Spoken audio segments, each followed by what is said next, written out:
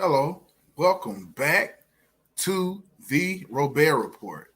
It's been a couple of days, couple of weeks since I talked to this audience, this illustrious audience, but I'm so happy to be back with you all.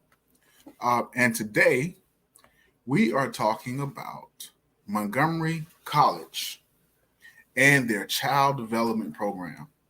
I myself am a product of Montgomery College. I keep calling it Montgomery County Community College because everybody just calls it Montgomery County. So I keep adding in that part about Montgomery County Community College, but it's really Montgomery College. They have multiple locations here in the county of Montgomery County, Maryland, and I had an excellent time taking part in some of their programs. But first things first, do a little housekeeping. I want to welcome you all to the Robaer Report as a part of Black USA News. We are broadcasting live here on YouTube and Facebook on Black USA News. We're also hosting live on the Dunning Glover channel on Facebook, as well as the newly created the Robaer Report here on YouTube. So, with that being said, today is August 15th, 2022, and you're here at 8 o'clock, of course, here with Robaer, the host of the Robaer Report. Thank you for your time. So, I'm back here talking about the early childhood education programs at Montgomery College. Personally, I live in Montgomery County, Maryland, and the school that I attended, which was virtual actually last year because it was during the second year of the pandemic, 2021, and I decided to take some courses as I was offered a couple of $1,000s by a fatherhood initiative that is located, headquartered in Montgomery County. It's a National Fatherhood Initiative, NFI. I had an excellent time taking part in some manhood training, not manhood training, that's another organization, fatherhood training. And upon completion of a 3-week online program, they awarded us, I think I was awarded a little bit more, but they awarded us $2,500, I believe, in total. So if anybody's interested in learning more about the National Fatherhood Initiative, and you're watching this broadcast either today or you're watching it sometime in the future, reach out to me and I can definitely connect you with the program coordinators. As part of that program, I became a National Fatherhood Initiative. Well, it's not a coach. I was about to say coach. Sorry about that. If you are listening to it, I did not mean to say coach.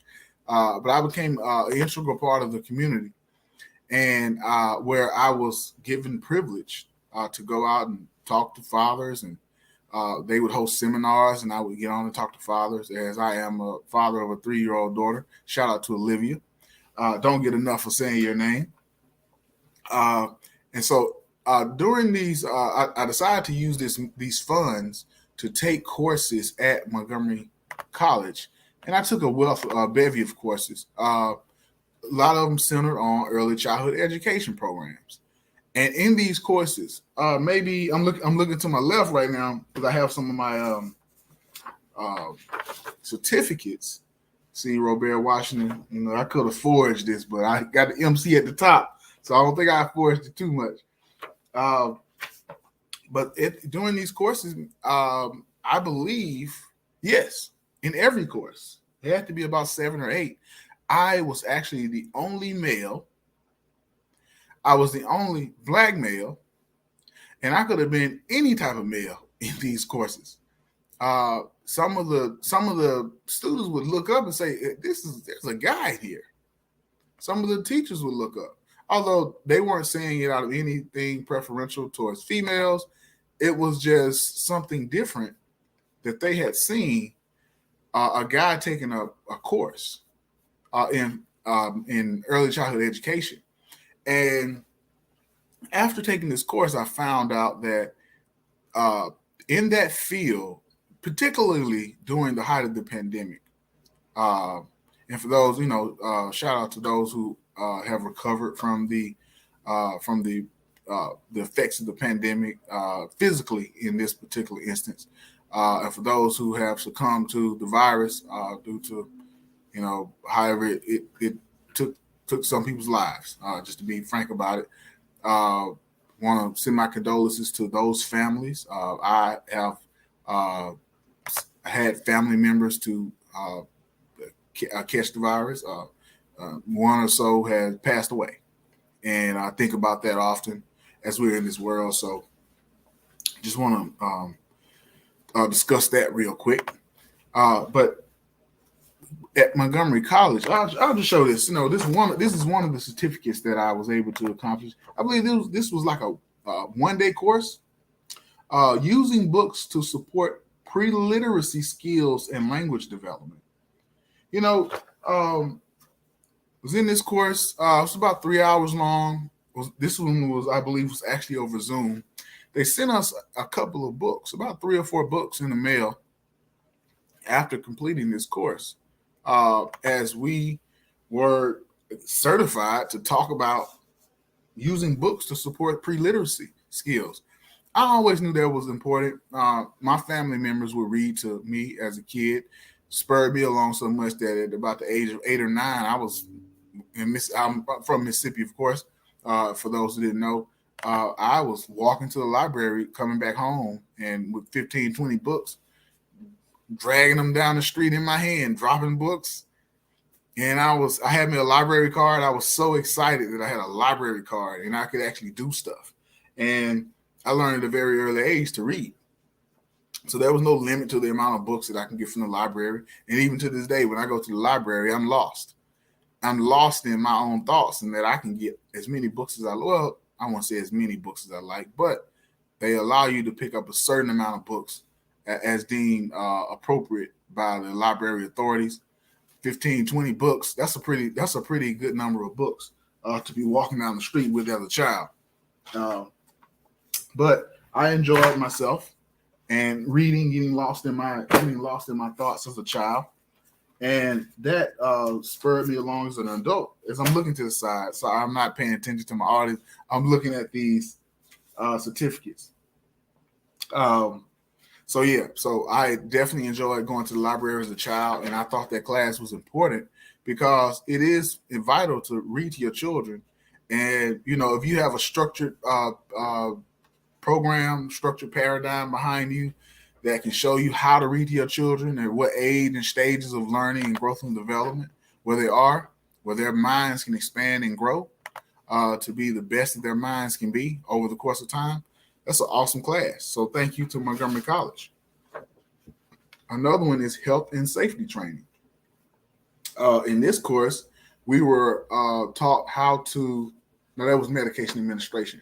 Health and safety training, we were taught how to keep our child healthy. We were taught to be prepared when with safety initiatives. One of those, I believe, in this course was CPR first aid training. I myself have received my CPR first aid training certificate. Shout out to Coach Daryl Fogan, who's been my good friend since I was 18 years old. Newly introduced to adulthood here in Washington, D.C. I'm in the Washington, D.C. area now, but when I first got to Washington, D.C., he was actually one of my first professors at Howard University in a swimming class. Who knew that one of my great mentors would come out of a swimming class? But it actually, I knew how to swim before I met him, and he taught me how to swim even more. But that's another conversation. He taught me CPR first aid. And so during the health and safety training, they touched on that a lot. Keeping your child safe when there's an issue going on with their health. One is if their child is choking, there's no breathing. You need to be able to kick that skill into gear as quickly as possible. Another course is medication administration training. Montgomery College at the top. So I'm not a doctor. I'm not even a teacher of early childhood education, yet I have some of the great credentials to begin that process. I just hadn't undertaken that task just yet. It's not a very hard task. It's not too long of a task, but I just hadn't undertaken it. Uh, and I think about it sometimes as I'm driving around Maryland, Washington D.C., Northern Virginia, as I'm just perusing the area, going taking care of tasks, and I see these child development schools, um, and I come to find out that a lot of them are understaffed right now, and the pandemic uh, was very had real dire effects on some of these programs, these schools, and parents weren't allowing their children to go because of obvious reasons. Um, but a lot of them survived. But then there became the issue of staffing, and staffing became an issue because of funds to pay these people, these staff members. And while it is said that the price of early childhood education or taking your child to daycare or one of these child care centers, the price of attendance for your child has increased. This doesn't necessarily relate to an increase in the pay for the staff or the teachers who are actually training these students. So there's a lot of schools that do not have qualified teachers to or qualified staff to be working in these schools, and particularly they don't have enough money to pay the staff, which is kind of a sad situation because we're in the United States of America. And, one of the conversations is that teachers should be paid more. I'm 37 years old, and I've heard this conversation my entire life. Yet teachers barely get paid more as they quote unquote should in this society, and particularly with early childhood education. So, if you're in early childhood education, shout out to you for taking over the reins and taking care of our children in these child development centers across the DMV in particular, but across the nation. Um, Another one is emergency preparedness training. This one was fun because we were able to develop an emergency preparedness program for our children, and it's really uh, for schools or early childhood education centers to have on deck if something is to take place in their program, so that parents, school officials, children, and the teachers in the classroom will know what measures or what protocols to put in place if there's an issue that requires that emergency evacuation take place. And so we had a written plan and everything. And it was a powerful course to take. I believe that course was 2 days, but it was a powerful course, and I really respect the professor in that program because she did put a lot of thought and energy into making sure that we understood how important it was to be prepared in an emergency, which you would think that most of us already know, but it's good to just have in this society, have a certificate behind you, have some documentation to show when if there's an issue, say, hey, this was my plan. And so the appropriate authorities will have access to some documents that you weren't just operating by your seat of your pants when it came to emergency preparedness with these children. The next one is multiculturalism in ECE, or early childhood education settings. Multiculturalism in early childhood education settings.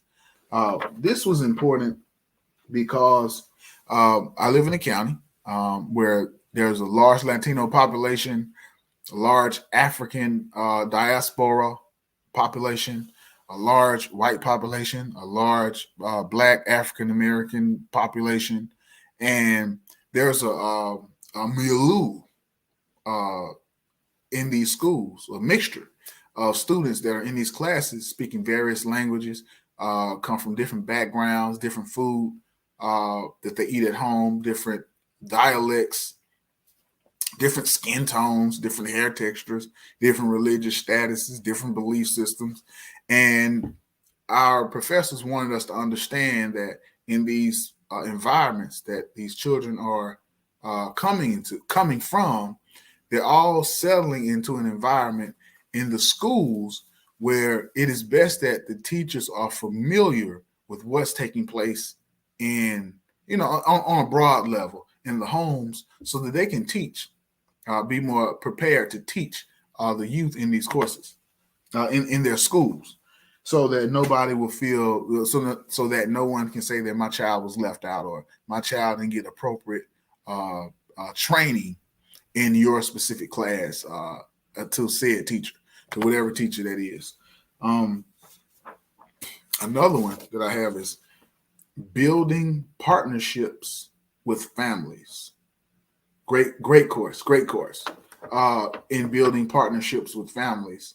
The professor, she wanted us to understand that it does, and this is a cliche, but it takes a village to raise a child. And so the teacher and the school administration needed to be understanding of familiar needs with regard to the child. And it also held the family parents responsible to understanding of the needs of the teachers and the school administrators in which they're sending their children to those schools. And so we got a chance to understand some practices, some exercises from our perspective, mainly as teachers. And I'm not a teacher, but we were learning from the teacher's perspective. But as a parent, I was looking at it from both sides. How do I look at it from a teacher looking towards a parent? How do I look at it from a parent's perspective, looking at the teacher? And this was a pretty good exercise in this course, because it taught us that it's going to take there's a term called panacea, looking at the whole child. Panacea I learned this term, social panacea, in another school that I used to work with years ago. But we're looking at the whole child development, and needing the family, their community, and the schools to raise up the child. So that was important for that course. One of the last certificates I can find, because I believe I got more certificates around here, but I can only find these few. Communication skills for child care professionals. And this was important because, as I mentioned earlier, that there are multiple people come from different backgrounds specifically in the county where I live. A lot of Central America, a lot of let us say Latin American diaspora, a lot of African diaspora, people who in this county, a lot of whites and blacks who are natives to America, and they converge on this classroom. And the kids, they need to understand what's going on. 1 second. And the kids need to understand what's going on. And so if the children are to learn what's going on, they need to be communicated to appropriately. So the child care administrator or the child care professional needs to know how to communicate with these children, needs to know how to communicate with the parent. So that was one of the highlights of that course, was just teaching parents, they are parents, a lot more parents, but teaching my classmates in those instances how to talk to the children and their parents with regard to educating that child. I have just gone over right now, about 7 of the certificates that I hold from that program. And right now, I want to share my screen and show you the early childhood education program at Montgomery College. So here we're on this site.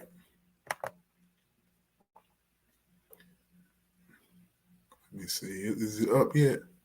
Oh, let me see. I think this is it right here. Oh, no, we're not. We're not sharing just yet. Here we go. It's gonna come up. Oh, here we go. Add the stream. Early childhood education programs. Let me see. Do I want to make it full screen? Yeah, I'll keep myself in here. All right. So, early childhood education programs. Further your career with an early childhood certificate or degree. So here they actually have certificates and degrees, and with appropriate training, they have multiple tracks. You can achieve your your child development associate, your CDA requirement. And one of the things that I found out about this CDA certificate is that you can actually open up your own, and this is a national credential, 120 clock hours. You can open up your own child development program.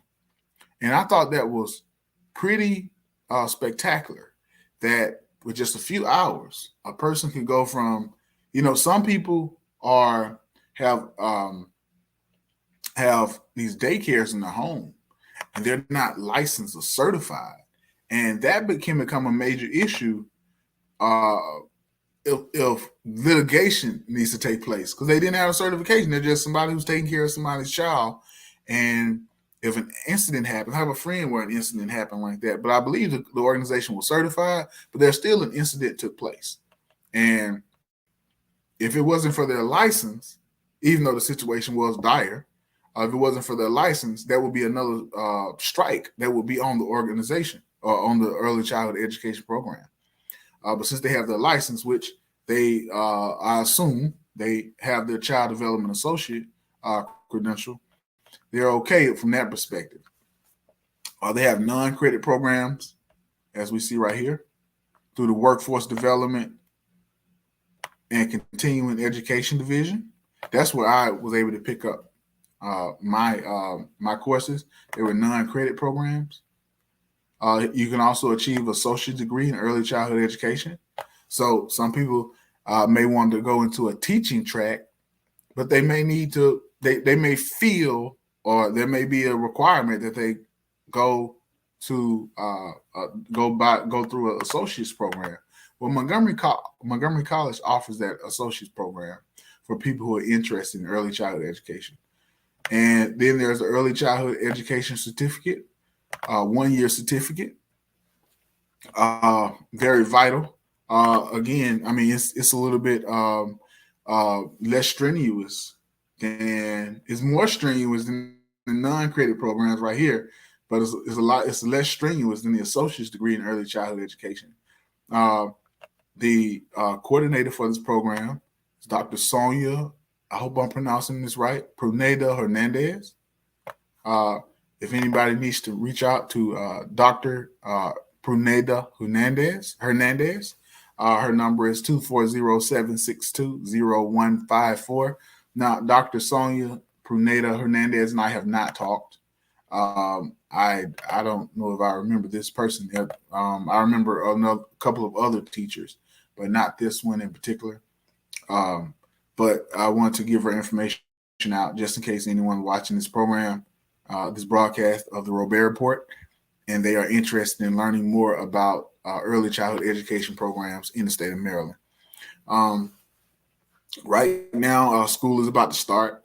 I'm sure that Montgomery College is still accepting students.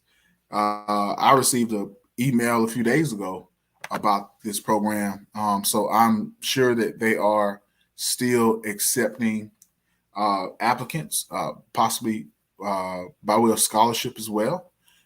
So that with the goal being, which I love this picture in the background, with the goal being that you, as a teacher, as a practitioner of early childhood education, you're able to hold the attention of the youth just like this, so that they can learn, grow, and prosper, and be assets to our community here in Montgomery County and to the global world. Once again, that will end the broadcast for today. My name is Robaer. This is the Robaer Report. I am the host of the show today. Let me stop sharing my screen. I am the host of the show today on August 15th. Please tune in next Monday, same time, 8 o'clock, on the Robaer Report YouTube channel, Black USA News YouTube channel, Donnie Glover YouTube channel, and Black USA News Facebook channel. Once again, have a good day. Signing off and enjoy the rest of your week. Take care.